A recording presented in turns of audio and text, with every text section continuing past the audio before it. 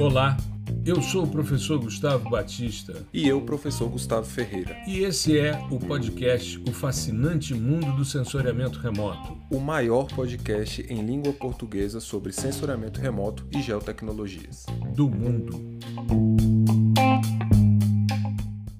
Olá, nós estamos começando mais um episódio do podcast O Fascinante Mundo do Sensoriamento Remoto. Episódio 185, Landsat Next, a próxima geração. Hoje nós vamos abordar a discussão que ocorreu recentemente quando o USGS e NASA divulgaram as definições para a próxima geração do Landsat. Só que antes da gente entrar nesse tema, dar o meu boa noite, meu bom dia, minha boa tarde, enfim, seja muito bem-vindo, meu amigo Gustavo Ferreira, tudo bem? Fala aí, professor, beleza? Tudo certo? Espero que estejam todos bem aí. E hoje falar de um tema que é, assim, 10 em cada 10 pessoas que já estudaram ou estudam sensoriamento remoto já ouviram falar do Landsat de alguma forma, né? E a maioria, inclusive, já processou algum dado, enfim. Então, é um projeto mais exitoso aí, em termos de imageamento, Com certeza. né, por satélite. E falar de um assunto que a gente gosta pra caramba, né? Que é potencialidades, né? Então, assim, ser bem sincero, eu fui apresentado ao tópico potencialidades por você, né? E acabei gostando. Caraca, às vezes eu fico pensando, eu acho que a gente vai acabar convergindo, né, para o mesmo trabalho, que é analisar potencialidades. E aí entram vários subtemas, né? Então, não só potencialidades no sensoramento remoto em si, mas em todas as geotecnologias, potencialidades em termos de programação, que é mais a minha parte, mas é porque é muito legal a gente, até mesmo no estágio inicial, pensar sobre isso, né? Putz, vai lançar alguma coisa, alguma plataforma, alguma tecnologia nova, o que a gente vai poder fazer, né? Então, nesse espaço até entre o anúncio e a efetivação, né, a gente fica pensando e rascunhando aqui algumas coisas que no final acabam se concretizando, né? E isso é muito bacana, a gente já pensar sobre isso e, Landsat, ainda mais com esse nome, assim, né, Next, então, assim, a próxima geração desse sistema, desse programa, né, que é maravilhoso, e agora, inclusive, com uma perspectiva também de integração com outros programas, né, que eu acho que é muito legal a gente falar sobre isso também, porque antigamente a visão que eu tenho é que era uma coisa mais fechada, né? Tinha um Landsat aqui, beleza, um super programa, assim, fora do comum, mas era um pouco mais fechado em comparação com os outros programas de imageamento, né? Exato. Você tocou num ponto que eu acho muito interessante, inclusive estou anotando aqui, porque é algo que eu acho que é importante a gente frisar, que é justamente essa possibilidade de harmonizar os dados com outros sistemas sensores. Já é algo que acontece com os dados Landsat já há bastante tempo.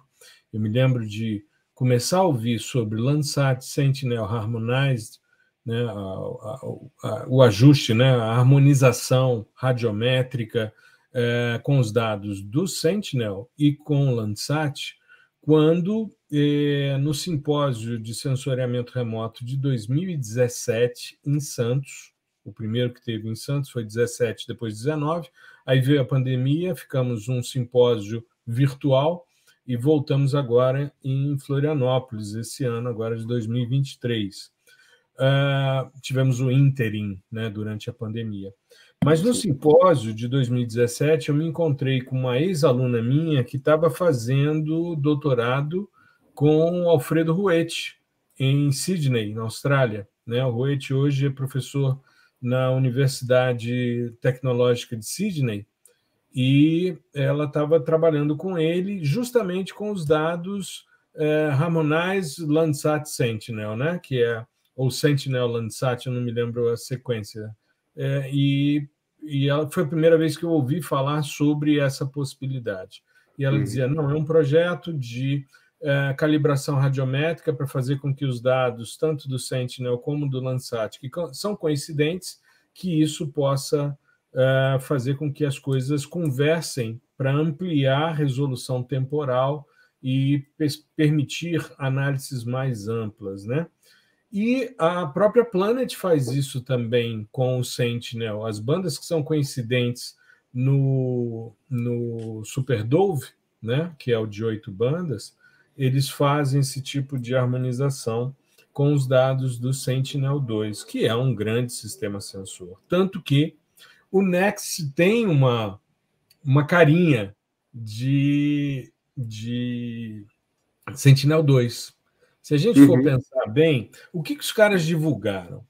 Em síntese, eles falaram de melhoria de resolução espacial, falaram de ampliação de faixa espectral imagiada, falaram sobre constelação e falaram sobre a possibilidade de uma maior aquisição de dados diários. Foram esses 5 pontos, né? Então, vamos começar falando um pouquinho sobre resolução espacial. Aliás, vamos começar falando sobre a constelação. Se a gente pensar Landsat, sempre foi um sistema sensor único dentro de uma plataforma orbital. Então, era o satélite Landsat. Isso, inclusive, gerou muita confusão e muita gente fala, porque a imagem do satélite é veículo, a carga útil é o sistema sensor. Exato. Né? Mas é porque no início... E é engraçado, porque os primeiros Landsats, eles tinham 2 sistemas sensores. O RBV, Return Beam Vidicon, e tinha o MSI, né? Aliás, o MSS. MSI é do Sentinel-2. Estou confundindo aqui as bolas. O MSS foi uma briga, né, bastante grande, cabeçada pela Virginia Norwood, que é considerada a mãe do Landsat, que está aí com mais de 90 anos. Ela foi convidada, inclusive, para assistir o lançamento do Landsat 9, e porque havia uma pressão muito grande naquela época de se utilizar câmeras de televisão.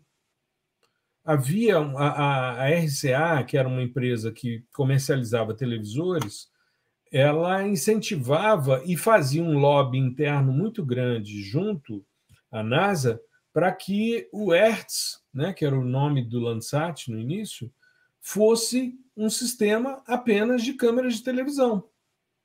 E qual é a dificuldade nisso? É que você tem um sistema RGB, você não tem um sistema multispectral. Sim. Tanto que ela propõe um multispectral scanner com 4 bandas, né? 4 bandas multispectrais, verde, vermelho e 2 no NIR. Ela tinha um NIR que era a banda 6 e um na banda 7. As 3 primeiras bandas eram câmeras de televisão. Ninguém vê, ninguém tem acesso, ninguém consegue processar hoje os dados RBV. Tanto que você não baixa no Earth Explorer, você pode até solicitar sob demanda e tal, mas é um dado muito mais histórico, com valor histórico, do que possibilidade de processamento. Enquanto isso, você pode baixar uma imagem de 1972 ou de 73. Aqui, por exemplo, para Brasília, a primeira imagem legal é uma de agosto de 73, e você processa as 4 bandas multispectrais, verde, vermelho, NIR1 e NIR2, né? Inclusive, o grupo que desenvolveu o que depois passou a ser chamado de NDVI fez testes com as 2 bandas do NIR para ver a diferença normalizada, né? Qual que ficaria melhor ali para poder representar a atividade fotossintética da vegetação. Então, a gente tinha um sistema, 2 sistemas sensores no Landsat 1, no 2 e no 3, só que no Landsat 4 e 5 e 6 e 7 foi um sistema só. E que englobava tudo. E isso levou a essa confusão de imagem de satélite e dados de sistemas sensores, né? O Next, ele vem com a mesma filosofia de sistemas sensores específicos, pelo que eu entendi. Eles não descreveram, e é como você disse, a gente ainda está pensando na potencialidade dos dados e faltam 7 anos para isso acontecer, porque a previsão é que o Next seja colocado em órbita em 2030. Só que vai ser uma constelação de 3 sistemas sensores, de 3 satélites, o Next A, o Next B e o Next C. O que é legal nisso? Os caras queriam melhorar a resolução espacial. Você tem 2 maneiras, né, de melhorar essa resolução espacial. Você pode reduzir, estreitar a faixa imagiada, baixando a órbita do satélite, né, para ele fazer ali um dado um pouco mais refinado, mas isso perderia informação. E para se perder a informação, seria um prejuízo. Então, eles resolveram criar 3 sistemas sensores para ampliar a varredura. A expectativa é que a gente tenha uma quantidade muito maior do que é feito hoje.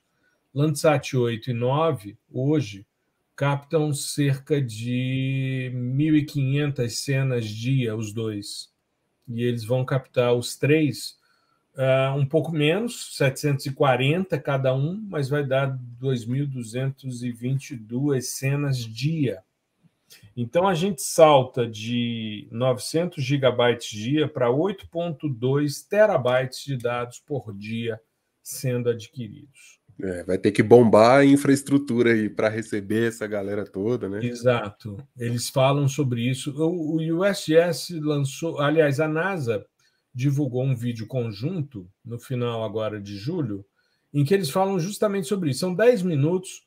Eu vou colocar ele traduzido com legenda em português, vou colocar no nosso canal no YouTube, para que as pessoas possam assistir. Enfim, né? 10 minutos eu acho que é suficiente para a perspectiva de YouTube. E lá descreve-se tudo a respeito da nova geração, né? Desse Next. E uma coisa interessante, Gustavo, é que eles falam justamente sobre essa necessidade de ampliar a capacidade de processamento em nuvem, porque hoje, se a gente for pensar em termos de avanço de pré-processamento, hoje leva-se 3 dias entre a coleta da cena e a disponibilização para o usuário final, que é o tempo de processamento da coleção 2, que era algo bastante demorado. Coleção 1 demorava muito mais, eram acho que 16 dias, se não me falha a memória. Eu fiz um post sobre isso no Instagram, depois eu recupero essa informação. E aí eu acho interessante porque esses dados vão estar disponíveis com muita agilidade, um volume muito grande e com a mesma filosofia do Sentinel, bandas de 10 metros, bandas de 20 metros e bandas de 60 metros. Eles estão resgatando os dados termais de 60 metros, que foi o que aconteceu com o Landsat 7. Né? A gente tem o Landsat 5 com 120 metros, as bandas termais, que estavam dentro de um sistema sensor só, que era o Thematic Mapper, né, o TM. Aí eles vão para 60 metros no Enhanced Thematic Mapper Plus, né, o ETM Plus, que é o Landsat 7, e voltam para 100 metros quando usam os poços quânticos do TIRS para fazer o levantamento da faixa do espectro emitido com 2 bandas, a banda 10 e a banda 11. Né? Agora, o que eles estão pensando? Eu estou só fazendo aqui algumas elucubrações, mas já passo a bola para você. É o seguinte, nós vamos ter uma nova cena a cada 6 dias, com 3 satélites. Então, implementa uma melhoria de resolução temporal, de revisita da área. Sim. Serão 5 bandas com 10 metros. Serão aliás, são 26 bandas no total, 5 bandas com 10 metros, aí a gente vai ter bandas no azul, no verde, no vermelho, no NIR e no Suor 1, que é a região lá da banda 6 hoje, do Landsat 8 e 9, que é aquela região entre 1.4 e 1.9 micrômetros, centrada ali em 1.55. Então a gente vai ter, e isso é uma diferença em relação ao Sentinel, porque o Sentinel é visível e NIR, com 10 metros. O Next vai ser visível, NIR e suor. Então a gente vai ter também informações de umidade. Isso é bastante interessante. Aí são 13 bandas com 20 metros. Aí a gente tem visível, NIR, suor e infravermelho médio, que a gente não tem nos dados Sentinel-2. A gente vai ter aí dados entre 3 e 5 micrômetros para a gente medir anomalias termais, os alvos mais quentes, erupções vulcânicas, frentes de fogo, enfim. E 8 bandas com 60 metros. Vai ser visível em NIR, nas regiões, quando visível, azul costal, né? E NIR, a gente vai ter ali as bandas que são usadas normalmente, aquelas bandas Cirrus, aquelas bandas para implementação de correção atmosférica, com 60 metros, e o termal volta a ter 60 metros. Então, o TIRS deve ser a mesma filosofia de detetores do tipo poços quânticos, que são estruturas que aprisionam o fóton por um tempo, e com isso excitam a informação e geram o dado térmico. Só que a ideia é você ampliar, e eles falam sobre isso no vídeo, ampliar possibilidades como a verificação de ilhas de calor com mais detalhamento, com 60 metros de resolução espacial. Sempre os dados térmicos eles são obtidos com resoluções espaciais menores, né, com pixels maiores, porque não dá para ficar muito tempo observando uma área na superfície. Que acaba contaminando, né? Tem uma questão de contaminação. Contaminação térmica do próprio sistema sensor. Então, ao invés de você medir a superfície, você está medindo o comportamento térmico, né?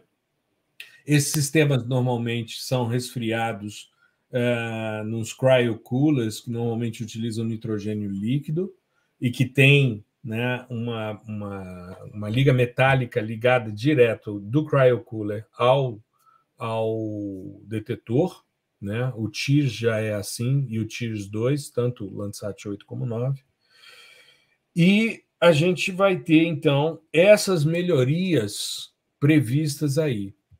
Melhor capacidade de resolução espacial, mais bandas cobrindo, e aí a gente vai botar aí Red Edge, faixa do amarelo, vai ter aí uma quantidade muito grande de bandas que vão permitir verificações muito, muito intensas e mantendo uma tendência, né, como você bem salientou, uma constelação que está imaginando a superfície do planeta e vendo as alterações, as mudanças impostas, né, à superfície em mais de 50 anos.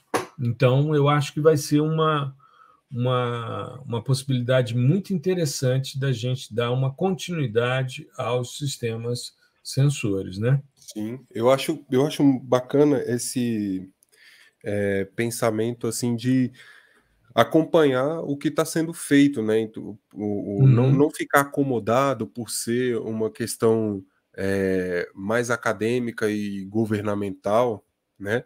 Do tipo, já estava muito bom, já é assim, pô, uma série dessa 14 bits, né? Pois é, já estava maravilhoso. Agora, o negócio é, os caras estão sempre atentos ao que está acontecendo em volta. Você tem aí Planet com, né, imagem diária. E você tem o Sentinel com a perspectiva de lançar mais 2, né? Então, estou falando só do multispectral. Então, assim, a questão da resolução temporal acaba que, como esses outros esses outros programas estão subindo, emergindo, acaba que a questão da resolução temporal vira um gargalo para o Landsat. Né? Opa, agora talvez seja legal a gente fazer um incremento aí para conseguir chegar também não nesses números, né, de imagem diária e tal, mas pelo menos melhorar o que a gente já tem, porque dentro dos outros parâmetros, resolução radiométrica e tal, nós já cumprimos muito bem, né, a tarefa.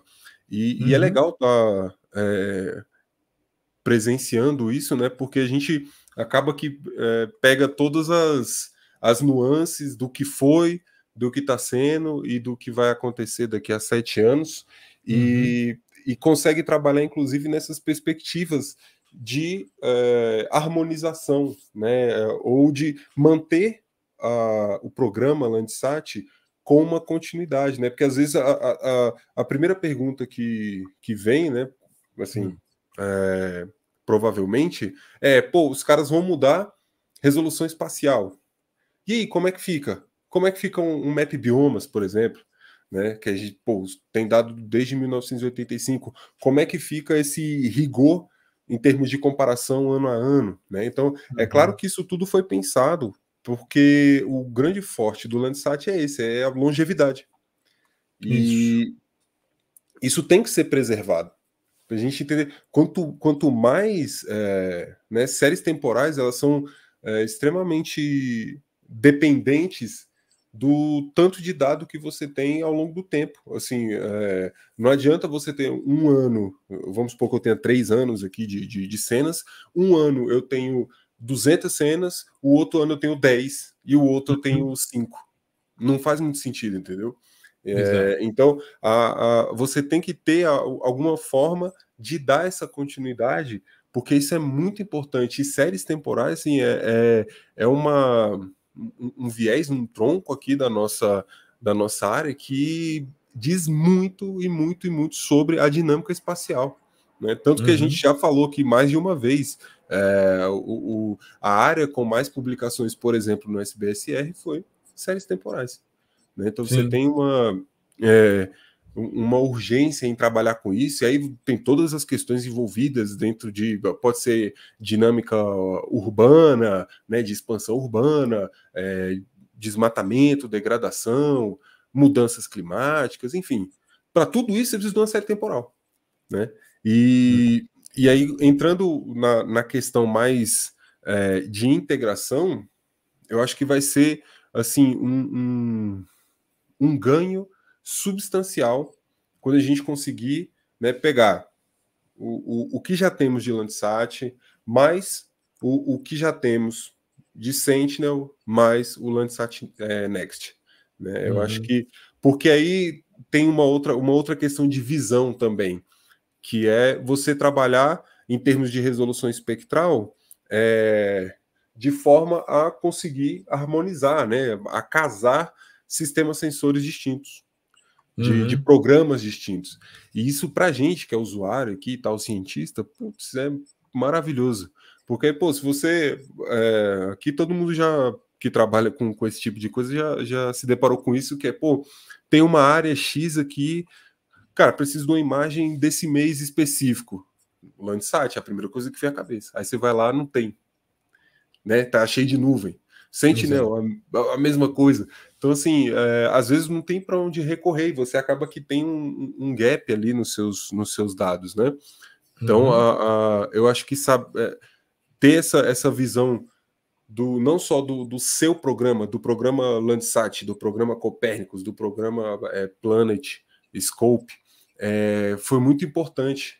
Pô, vamos agregar, vamos integrar todo mundo, e no final todo mundo sai ganhando. Né? Acho que isso é muito bacana de se ver, assim, que não é claro, tem as questões aí de concorrência e tal, que é normal, acontece, é da estrutura, mas é legal ver que não tem sabe, como se fosse uma rivalidade, né? O meu é melhor, o seu é pior, é simplesmente vamos integrar, vamos fazer com que os usuários consigam utilizar todas as coleções que estiverem disponíveis ali. Exato. Eu estou vendo aqui na definição, né, que saiu agora das novas bandas, eles tinham falado quando eles falaram a primeira vez sobre o NEX, eles falaram sobre vulcões e fogo ativo. Agora eles colocaram a lista das bandas, implementaram isso no USGS. Encontrei aqui, fazendo uma busca. Então, veja só que interessante. Tem uma mudança em relação à questão do infravermelho médio, do que eles tinham proposto inicialmente. Então, olha só. A banda 1 vai ser a região do violeta, 412 nanômetros. Né? Ela vai ter uma largura de 20 nanômetros e 60 metros de resolução espacial. Ou seja, é uma faixa anterior à do azul costal. Uhum. E com isso você tem a possibilidade de fazer um estudo mais aprofundado sobre questões relacionadas a aerossóis, né? Então, correção atmosférica, a parte de matéria orgânica dissolvida em água e dados costais. Aí a banda 2 é a banda do azul costal, que já é uma herança do Landsat, com 20 metros também. Aí azul, verde, aí tem uma banda nova no amarelo, em 600 nanômetros, uma banda no laranja, duas bandas no vermelho, uma em 650 e a outra em 665. Essa de 665 é a herança do Landsat, mas essa de 650 ela é recente, assim como essa do laranja e do amarelo, todas elas buscando compreender melhor a vegetação, biomassa algal. Tem duas bandas do Red Edge, que são correspondentes às bandas do Sentinel-2, em 705 e 740, para você fazer índice de área foliar, estresse de vegetação, clorofila, enfim. Aí vai ter uma banda no NIR mais larga, com 115 nanômetros de largura a meia altura, 842 nanômetros central, que seria o equivalente à banda do Sentinel-2. Aí tem um NIR-1, que é uma herança do Landsat, 865. Aí tem uma imagem de vapor d'água que vai ser implementada em 945 nanômetros, uma de água líquida, uma outra de gelo e neve. Aliás, são duas bandas de gelo e neve, isso no NIR, em 1035 e 1090. Tem uma banda Cirrus, que é herança do Landsat já. Aí tem a SOAR 1, que é a equivalente à banda 6, hoje, do Landsat. Aí tem três bandas no SOAR 2, uma em 2038, uma 2108 e outra 2211. Então, a gente vai poder trabalhar aqui com mineralogia de solos. Vai dar para trabalhar um pouquinho, dependendo de como elas se organizarem, talvez dê para trabalhar com minerais de solo, carbonatos, enfim, uma parte mais geológica. Aí são 4 bandas no termal, e todas a partir de 8 micrômetros, 8.300, 8.600, 9.100, 11.300 e 12. Então, não tem bandas mais no NIR. Tá? Vai ser mais... elas equivalem às bandas do Aster, né? E as bandas Tier 4 e 5, elas correspondem mais ao que a gente tem hoje em termos de bandas no Tiers. Então, assim, mas mesmo assim é algo extremamente interessante para a gente estudar qualidade de água, saúde de plantas, bloom de algas, estresse de plantas, gelo e neve, qualidade de solo e uso, né, de água em cultivos, comportamento térmico, ilhas de calor, enfim. Vai ser uma essas bandas mais para frente aí do infravermelho, né? Uhum. Que não são tão usuais, não são usuais no programa Landsat. Quando integradas com o radar, por exemplo, vai Sim. dar uma resposta muito bacana nesses alvos, né? Solo, a parte mais de umidade, né? Correlacionando com propriedades dielétricas vindas do radar. Então, cara, vai ser muito legal a gente conseguir integrar isso, né, e colocar, enfim, uma outra visão também, que não é só integrar o Landsat com o Sentinel-2, né, ou com, enfim, com outro sistema sensor. Acho que é bacana a gente pegar também e ir por essa linha de vamos colocar um radar aí para ver como é que fica e tal. Vai ser legal. Exato. Eu acho que não tem muito para onde correr, não. É integrar mesmo para a gente conseguir fazer essas análises, né? E vai ser um sistema super espectral, como eles estão chamando no USGS, um super spectral.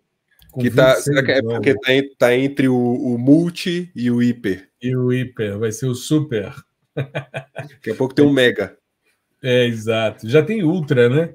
Mas aí são sistemas de laboratório, mas são muito legais. E também tem informação agora na NASA, enfim, tem vídeos mostrando como é que vão ser as órbitas, né, dos 3 Landsats.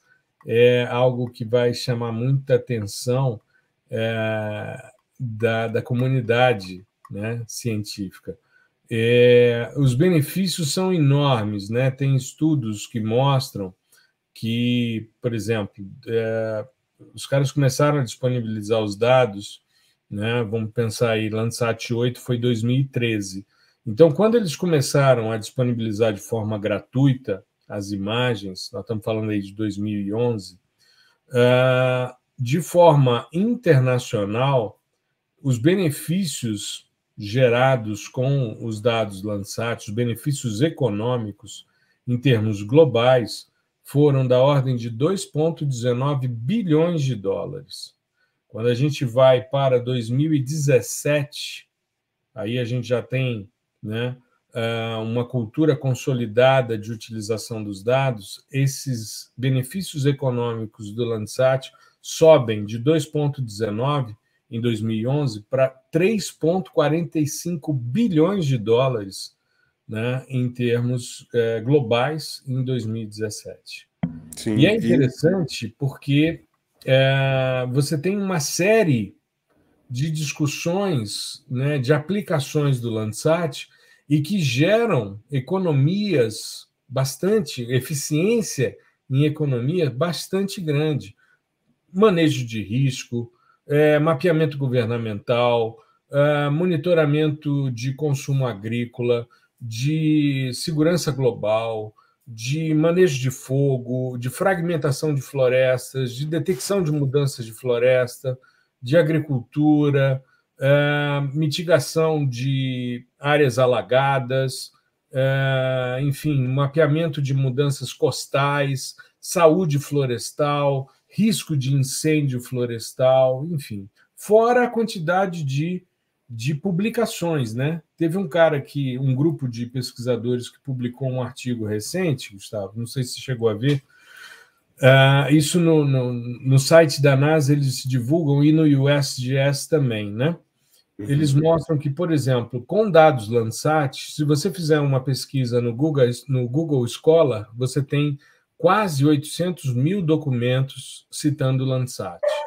Se você vai para o Web of Science, você tem mais de 30 mil documentos citando Landsat. E o que é interessante é que se a gente fizer um levantamento, Land Use Land Cover, né, que seria o uso e cobertura da terra, é o primeiro uso. Depois agronomia e agricultura, depois a parte florestal, recursos hídricos, ecologia, biodiversidade, meteorologia e ciência atmosférica, vida silvestre, engenharia civil e ambiental, geologia, planejamento urbano, oceanografia, ciência do solo e limnologia. Esse estudo traz essa compreensão e mostra a importância, né, de um programa como o Landsat. Eu achei legal também essa questão do retorno financeiro, o benefício financeiro, né, economia, que no primeiro ano aí, em 2011, né, desse total 2,19, mais de 2/3 eram para os Estados Unidos, né? Isso. E o resto do mundo ficava com menos de 1/3 ali. Agora, em 2017, está quase meio a meio, né? Então, Exato. dos 3,45, 2 é para os Estados Unidos e 1,4 ali para o restante do mundo. Então, se a gente vê a importância do programa a nível global, né? E o quanto que as pessoas, os outros países, outras organizações, elas vão se apropriando também dos dados para fazer suas análises, e aí isso, por meio de várias formas, né? Não precisa ser necessariamente um artigo científico, um paper e tal. Você pode fazer um programa, disponibilizar uma plataforma, enfim, tudo isso é útil, tudo isso gera economia, né? Enfim, economia no sentido de você estar economizando um dinheiro e também no sentido de rodar a economia por meio desses dados, né? Muito interessante porque isso se desdobra em vários fatores, né? Sociais, econômicos, históricos, enfim. É muito assim, a gente tende a olhar o programa, não só o Landsat, mas Copérnicos também, só do ponto de vista técnico, né? O que eu posso fazer com esse cara aqui em termos de análise? O que ele vai me agregar? Será que esse aqui, em comparação com o outro, é melhor porque a resolução espacial, enfim, é melhor, temporal, que seja? E a gente meio que deixa de lado esses outros fatores que são de extrema importância, porque uma coisa é o que você faz aqui na sua casa, né, da maneira mais doméstica, analisa seus dados e tal. Outra coisa é você colocar isso na rua e fazer disso lá na ponta, transformar numa política pública, por exemplo, né, que vai agregar de fato para a sociedade como um todo. Não que o seu estudo também não agregue, mas é que os resultados advindos desse tipo de atividade, né, por exemplo, uma política pública, eles tendem a chegar mais rápido para a sociedade, né, ou serem percebidos de maneira mais fácil pela sociedade, visto que a comunidade científica ainda é bem fechada, né? Então a gente, quando escreve para cientista, a gente não escreve para a sociedade como um todo, né? Agora, uma política pública não, ela é feita para todo mundo, para o cientista, para o não cientista, para quem não acredita na ciência, enfim. Então, assim, a gente tem um impacto muito grande com esse tipo de programa, né? E é importante também, quem sabe, num futuro não tão distante, que um programa nosso, né? Como um Cibers mais robusto, quem sabe um Cibers Plus aí, também seja lançado, né? Vamos aproveitar essa deixa aí e fazer o nosso. A gente sabe que já está. É que eu estou desviando, fazendo uma tangente, mas é só para não esquecer depois. Claro. A gente sabe que vai chegar aí o Cibers SAR, né? Que, pô, já é um avanço do caramba, vai ser maravilhoso, mas que continue, que o pessoal esteja engajado em produzir cada vez mais também do nosso lado, com a nossa tecnologia e tal. Claro, tem parceiros e isso é maravilhoso, mas para a gente ter também um dedinho aí, sabe, de contribuição, acho que é muito bacana. Exato. Você falando sobre isso, eu fico pensando a questão da popularização dos dados. Você bem salientou, no início, os americanos dominavam esses benefícios. Por quê? Porque já tinha essa cultura de sensoriamento e de acesso aos dados.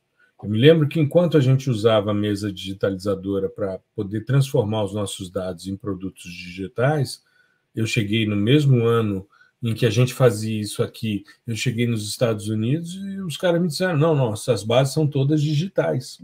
Eu falei, cara, isso faz uma diferença muito grande, né? E os caras têm grana, têm tecnologia, conseguem fazer isso com muita naturalidade. Mas a gente percebe que em muito pouco tempo, 2011 para 2017, a coisa vai se equilibrando. Vai se equilibrando porque mais pessoas vão se apropriando.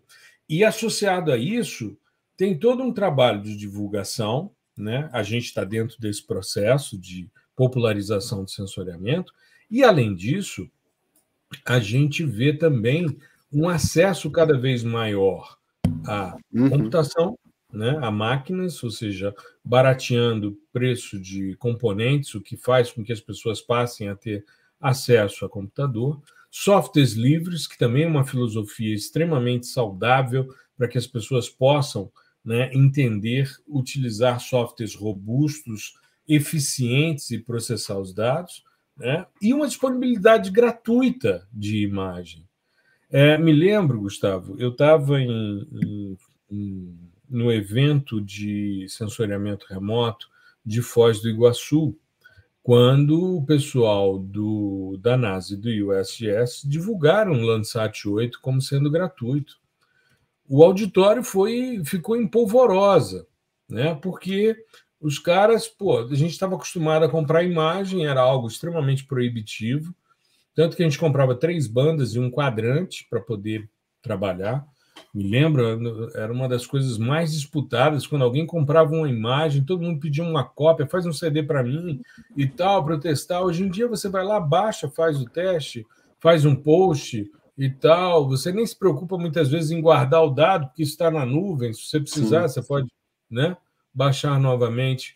Então, esse tipo de coisa surge como um grande elemento de impulsionar da política, né, de utilização de sensoriamento remoto e, principalmente, de utilização de dados espaciais, porque eu acho que extrapola o sensoriamento para uma política de utilização de dados espaciais. E veja a quantidade de benefícios que são gerados nos mais diversos setores da economia, né?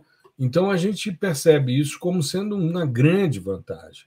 E quando a gente olha para trás e se lembra, por exemplo, de alguns fracassos, como foi o caso do Landsat 6, que não atingiu a órbita, né? Havia toda uma expectativa com o Enhanced Thematic Mapper, não rolou. Aí o 7 vem, né? O 5 já estava lá tristezinho, já bastante cansado, mais compulsória. e tal. Aí vem o 7, legal, 2 bandas no termal, 60 metros. Vamos trabalhar com a lógica da banda pancromática, que foi algo inaugurado no ETM Plus, né? Era previsto no ETM, mas ele não atingiu a altura de órbita. E aí a gente tem o problema do scanline, né? O corretor, SLC.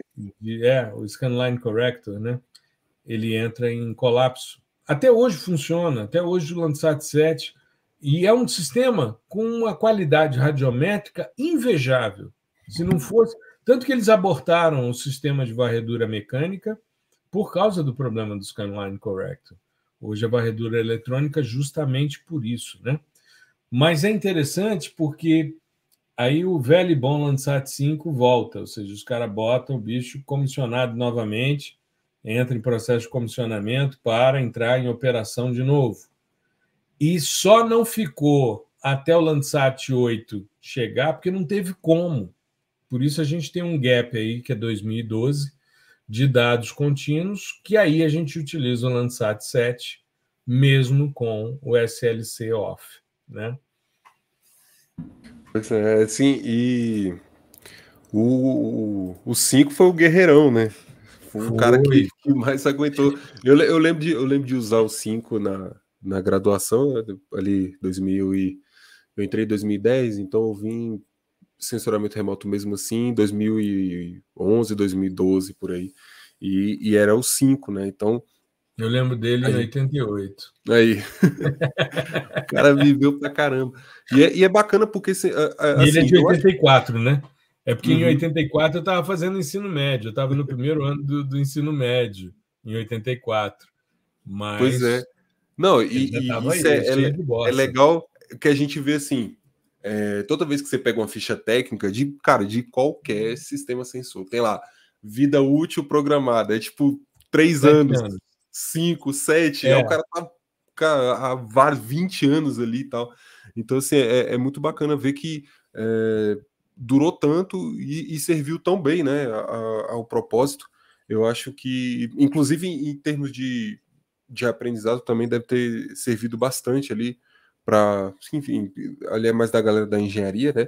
Mas para construir os outros, né? Tenho certeza que o 5 serviu de base, né? Inclusive até aí no Next pode ter alguma coisinha de 5, algum DNAzinho ali do 5, porque realmente foi fora da curva, assim, e é muito importante a gente ter isso, né? E é legal porque você pode acessar hoje em dia esses dados. Então, se você quiser dos anos 80, do 5, lá tá lá, né? Então tá tudo open, né? Acho que não sei se a gente comentou sobre isso, mas vale ressaltar que não foi sempre aberto, né? Gratuito os dados. Eu já cheguei, eles eram gratuitos, então, assim, eu sou da época que já era. Você é um garoto, você é um Já era garoto. de graça, mas não era assim, né? Então, os caras têm até mesmo essa, não só essa visão que eu falei de estar olhando para o que está acontecendo em termos de avanços na engenharia, enfim, na questão mais técnica mesmo, né? Tecnológica, mas também nessa parte científica de divulgação, né? Pô, provavelmente, eu não sei o que aconteceu de fato na cabeça dos caras, mas a questão de ter uma área, em termos, né, em comparação com outras áreas da ciência, é uma área nova. Se a gente Você fala da disponibilidade gratuita dos dados? Isso, eu sei que teve influência nossa aqui, né? Vou contar essa história, então. Mas eu tô dizendo assim, imagina só na cabeça lá dos gestores, os caras que tomam a decisão, que é, pô, né, além do episódio que aconteceu envolvendo aqui o Brasil e tal, é uma ciência relativamente nova em comparação com as outras áreas. Então, se você o negócio acabou de sair e você já restringe, né? Então, quem vai fazer parte do futuro, da continuidade disso? Só quem consegue pagar. Então, você está diminuindo ali a sua fronteira ali drasticamente, né? Quando que, na verdade, o que é bacana é você abraçar todo mundo que quiser trabalhar com isso aqui e gostar e tiver a contribuir, tem que contribuir. Então, e diminui uma série de outras burocracias também, porque às vezes até poderia, né? Não, você pode pedir uma cena se você for um estudante, um professor e tal, não sei o que, mas assim, se você for uma pessoa que é 1% da população, né? Então, eu acho que essa questão, esse apelo, né, que veio foi muito nesse sentido de, cara, se a gente ganha muito mais se a gente distribuir esse negócio gratuitamente. Com certeza. Tem duas coisas que eu queria salientar da sua fala, Gustavo. Primeiro, você comentou, né, que gostaria de ver os sistemas brasileiros também avançando nesse sentido, e a gente não pode deixar de lembrar do nosso primeiro satélite, o SCD-1, né, que foi colocado em órbita em 1993, foi previsto para ter 1 ano de duração. A ideia é que a expectativa inicial é que tivesse 1 ano de vida útil, mas ele completou agora 30 anos e 5 meses e alguns dias de operação. Continua funcionando bonitinho, já superou essa expectativa em 1.200% o Muito tempo. massa. E é um sistema todo brasileiro, feito pelo INPE, é um sistema que faz levantamento de informações meteorológicas, né? E está aí, firme e forte. Então, eu acho que é uma coisa muito bacana da gente pensar. A gente tem potencialidade para isso. A gente viu agora também, essa semana que passou, uma coisa extremamente legal, que foi a missão indiana para a Lua. Aliás, parecia um show de rock, né? Woodstock lá, tudo. Uma galera assim parada, esperando e tal, o Chandrayaan-3, né? Subir em direção à Lua. E se eles conseguirem, eles vão fazer parte de um seleto grupo que é formado por Estados Unidos, antiga União Soviética e China, que conseguiram pousar na Lua. Só que os indianos já estavam colocando satélites em órbita em 1969. Os caras lançaram o Amazônia 1 para a gente. Então, eles têm tecnologia já há bastante tempo, tem know-how para isso, né? Não é de uma hora para outra. Enquanto eles colocavam o nosso primeiro satélite de sensoriamento remoto em órbita, né, sistema Amazônia 1 100% brasileiro, a gente não teve condição de lançar por Alcântara, que seria muito mais em conta e aproveitaria ainda muito mais a velocidade de rotação, porque é bem mais equatorial do que a base na Índia. Mas é uma questão de tecnologia. Me chamou a atenção, na época do lançamento do Amazônia 1, umas imagens de um museu que eles têm nesse centro de lançamento, em que os caras mostram os testes de vibração de satélites feitos em carro de boi. O cara chegando para lançar um foguete, levando o foguete debaixo do braço e de bicicleta. Aí você vê que os caras tiraram leite de pedra. E os caras são tecnologicamente muito avançados. Muito. A Índia tem um parque tecnológico muito mais avançado nessa área, principalmente, do que a gente. Tanto que eles colocaram o Amazônia 1 em órbita, né? Fizeram todo o sistema de observação, de telemetria e tal. Aí sim, aí, a partir do momento que entra em órbita, o INPE começa a verificar e tal, mas saiu de lá, né? Então, em 69, eles já estavam colocando satélites em órbita e a gente ainda estava, né, conversando. O nosso programa espacial, Gustavo, é mais antigo que o da NASA. A gente teve o programa espacial sendo incentivado pelo o João Goulart não, o Jânio Quadros, quando ele recebe aqui em Brasília Yuri Gagarin. Gagarin é o primeiro homem a orbitar o planeta. Quando ele volta, ele é recebido como uma personalidade pelo governo brasileiro. Um dos lugares que ele foi Brasília, né? Jânio Quadros o recebe e cria o programa espacial brasileiro, que depois vira o INPE, enfim, e aí a coisa caminha nesse sentido. Agora, essa questão da liberação dos dados gratuitos do Landsat, eu vi no simpósio de Foz do Iguaçu, os caras do Landsat 8 dizendo que, como o Brasil era o país que mais liberava gratuitamente imagens de satélites, eles se animaram com isso e resolveram colocar também isso de forma disponível. Só que nós tínhamos um problema muito sério, que era o Cibers 2B. O Cibers 2B teve problemas radiométricos, de calibração radiométrica entre os 3 telescópios. Você não sabia qual dado funcionava e tal. Isso ficou muito mal. As pessoas reclamaram muito e deixaram de usar, mas os caras queriam comercializar e começaram a liberar. E gratuito, os caras testam, né? Eu mesmo fiz trabalhos, eu fiz Cibers 1, Cibers 2, Cibers 2B, né? Depois trabalhei com Cibers 4 e agora com 4A. E estou ansioso aguardando o Cibers 6, que vai ser o SAR. Mas era difícil você cobrar por uma cena como aquela sem um padrão radiométrico ali organizado. Então, isso foi colocado de forma gratuita e foi um tiro que saiu super bem. E aí os caras disseram, como o Brasil... Porque eu me lembro, todas as vezes que começava o simpósio, o diretor-geral do INPE ia, normalmente Gilberto Câmara, ia para a plenária dizendo que o Brasil era o país que mais entregava gratuitamente dados. E isso se divulga, né? E que bom que isso movimentou a NASA e o USGS para liberar gratuitamente Landsat 8 e depois toda a série histórica, né? O INPE já vinha liberando algumas cenas de catálogo, isso de forma gratuita também. E a ideia é essa. Você veja, o que a gente percebe, por exemplo, de avanço em termos de processamento e de cultura de radar? É depois de Sentinel-1, é depois de Snap.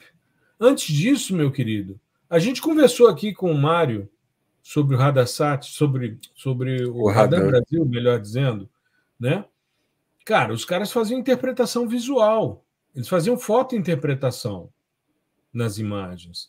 Eu me lembro de você querer perguntar ali sobre processamento digital e descobri que não havia. Os dados chegavam processados para eles, revelados em papel, e aí se fazia isso. Eu tinha duas dificuldades, né? Assim, dois empecilhos, eu acho. Primeiro, o dado em si. Onde eu vou achar? Onde é que está esse cara? Quantos satélites eu tenho em órbita para fazer isso? Ou quantos voos já foram executados com o SAR, né? Com o radar, enfim. E outra é, onde eu vou processar isso, cara? Qual software que eu vou utilizar? Software, né? Em que software que eu vou processar? Você tinha um módulo ou outro ali no Spring e tal, mas era uma coisa muito restrita. Sim. É a partir do momento em que o serviço, a Agência Espacial Europeia, disponibiliza Sentinel-1, que você cria uma cultura em torno do dado. Da mesma forma, quando você começa a ver agora uma série de módulos sendo implementados para processamento de dados LiDAR, no QGIS, por exemplo. Isso daqui a pouco vai começar a se popularizar. Os dados já começam a vir disponibilizados. Então, os caras começam a usar. Cara, bota para jogo que os caras vão usar. E aí você tem todos os feedbacks que você precisa, né? Então, precisa melhorar isso aqui tá legal, pode deixar, né? Então, qual foi o potencial mais explorado? Land cover, enfim, recursos hídricos, enfim, urbanização, sabe? Então, inclusive, você utiliza desses feedbacks para projetar e pensar no próximo, né? Até porque o cara não vai ficar aí utilizando um sistema sensor só pelo resto da vida. Então, isso é de extrema importância e é mais uma daquelas ramificações que a gente, enquanto usuário, cientista, não está muito ligado, né? Tipo assim, fica muito na parte técnica, né? E esquece disso aí também, do crescimento desse... estivesse retroalimentando a própria comunidade, né? Esse coletivo, né? Sim, esse coletivo de usuários de geotecnologias. Porque quanto mais gente usar, mais você percebe potencialidade. É muito legal a gente pensar nisso, porque se você não tiver gente para usar, esses dados ficam apodrecendo. Cara, eu me lembro de chegar no INPE e a missão Scarby está jogada numa caixa debaixo assim de uma mesa do lado de um armário. Cara, ali tinha uma preciosidade de dados hiperespectrais. Scarby foi do Everest, né? Que você fez doutorado. Exato, Scarby. Chegamos eu e Osmar lá, né? Para pegar os dados, fazer correção atmosférica e tal, porque rodava numa workstation no INPE, o método Green, você também não tinha acesso. Então, era um processo negociado, você ia a São José, fazia o processamento, aí você pegava os dados, e eu dei uma sorte danada, porque eu processei meus dados usando o método Green na semana que o Green estava no INPE. Então, ele verificou os dados, ele é PI do Everest, né? Mas isso para meia dúzia de pessoas. E aí você não cria esse coletivo, você não cria essa integração, esse senso de comunidade é extremamente importante pela troca.